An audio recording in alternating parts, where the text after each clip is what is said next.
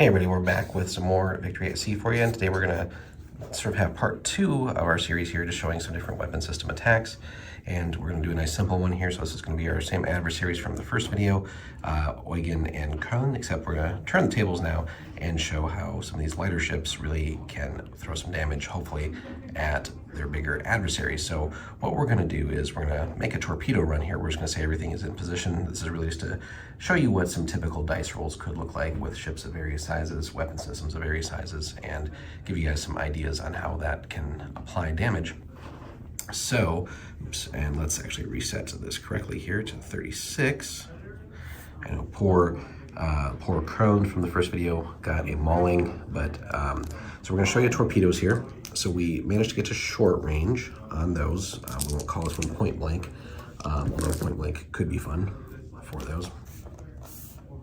So we're short range, so no extra penalties there, but the weapon system is a torpedo, so it's still a -2 to the roll, which kind of sucks for torps because, you know, we're going to be, normally we need 4s, but really we need 6s, right?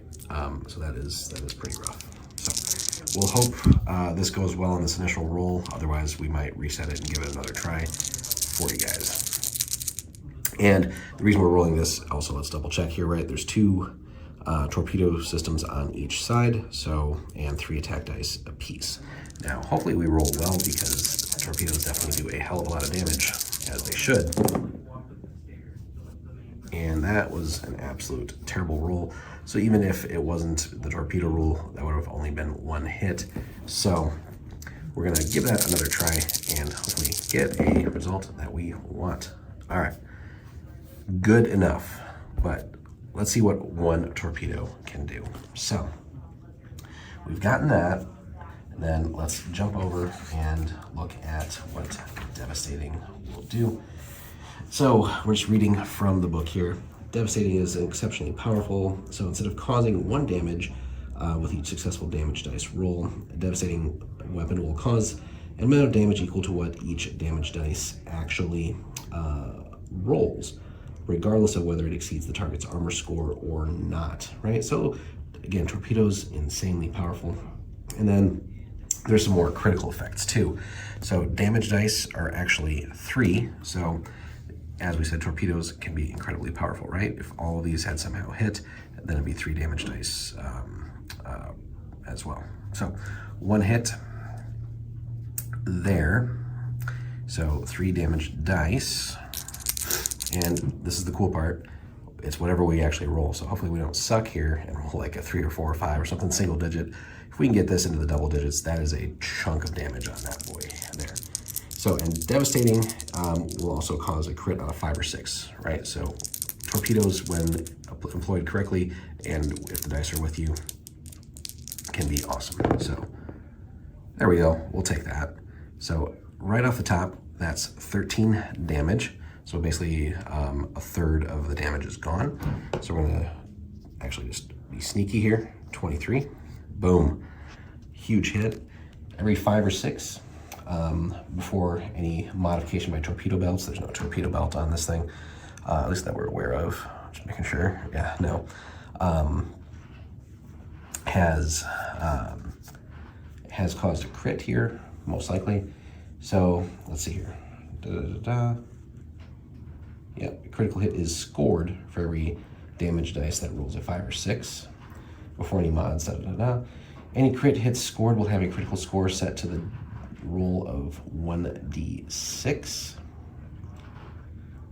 However, if the location already has a crit score that is higher than the dice roll, the new critical hit is ignored. So if I read that right, any critical hits scored will have a critical score set to the roll of 1d6. So let's go back. Oops, just making sure. All right, so we're gonna roll our 2 crits, see where we ended up. Uh-oh. So we hit the weapons and the crew. That's gonna be nasty. So just going off of that.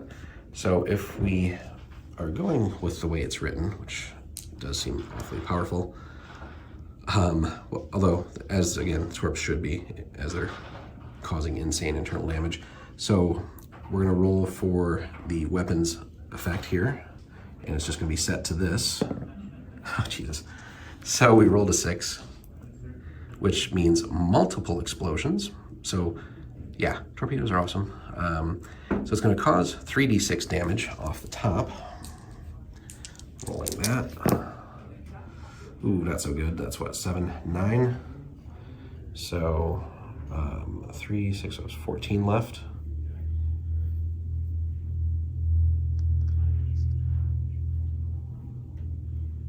All right.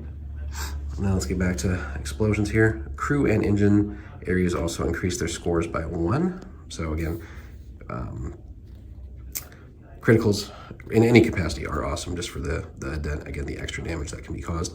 So we slide each of these to 1. Again, this is just a demo example, but we would slow the cruiser and they would also be immediately having extra or a penalty to their attack dice, which obviously is good because we're at very close ranges.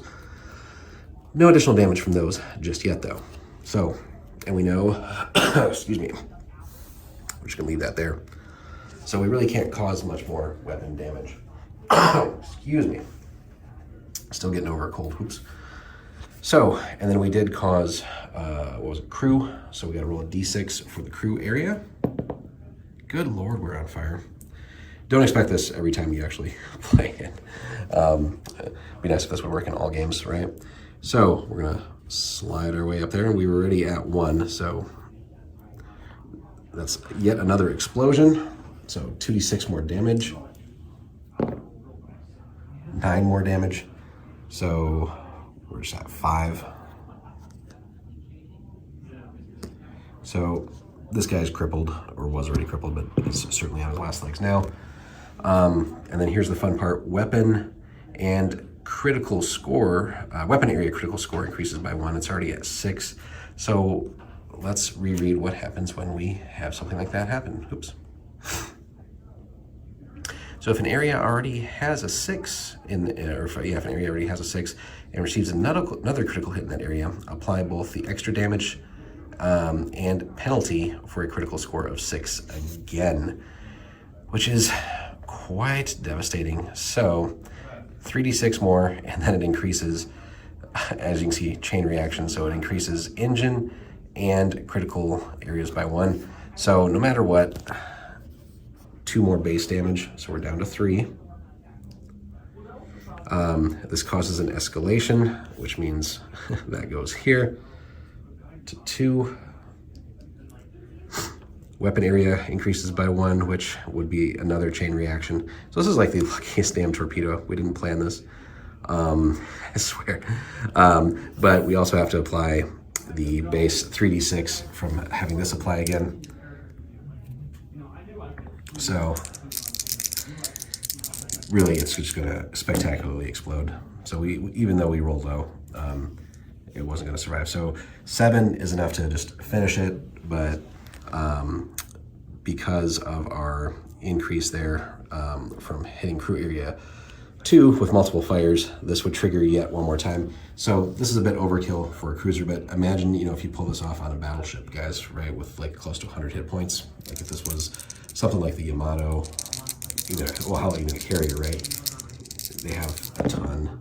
So that would have been another 8 there.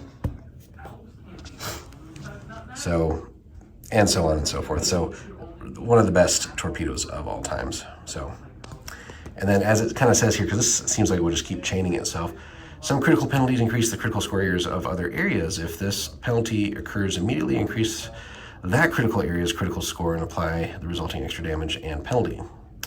The escalation penalty means that if left unattended, right, obviously it's dead, but if left unattended, the area's critical score may increase as fires and secondary explosions spread. The effects of this penalty are checked for and applied during the turn's end phase, etc. So we would have applied that, then we would have had crew and engine go up again. So engine, I think at that point was going to be level 4. So 3 more damage and escalation. So more potential damage there if left unchecked. Obviously, again, we're dead, but for bigger ships, that is very rough. But then crew would have gone up yet again. So I think that would have taken it to 4, which would have been 3 more base damage. And then the ship's crew quality checks gain another -1, which is going to make it even harder to put out damage, etc., etc. So that actually kind of worked out well. We certainly didn't plan it from the rules, but so yeah, only 1 torpedo ultimately got through, but it did its thing, right? We caused some crits, and we were able to chain things together, and boom, boom, boom, boom. So we effectively one-shotted the cruiser there. So we do hope that we did all that right, but I think if we remember correctly, that should be a pretty good and more or less accurate example of that. So we didn't bother rolling for weapon systems damage and all that, because really the point was just to show the overall damage there. But a torpedo certainly can be awesome, and the key thing, and the reason why it was that dangerous, is because it had the devastating keyword. Excuse me. So that really just piles on the additional effects, right? So we'll just again illustrate that for you guys. We did this in a separate series of videos where we looked at all this stuff individually, right? But so instead of causing 1 point of damage, again, we just roll to what the damage dice actually roll, regardless of whether we exceed your armor value or not. But then in addition, the crits are scored for the 5s and 6s, and that is really what makes it all that special. So that was just 1 torpedo again, right, guys? We rolled 6 dice initially. Imagine if we had managed to push through even 2, or, well, hell, somehow got lucky. All 6 of those dice then turn into 18 damage dice. Yeah, you can very quickly deal with the big boys, so the torpedo can be a great equalizer. Excuse me. So a bit overkill for very light things, but you know, if you just need to pop something, excuse me, that's certainly going to happen there. But revenge for the cone here, so you can see we dropped a larger adversary and didn't have to even engage in gunfire. So hope you guys like that.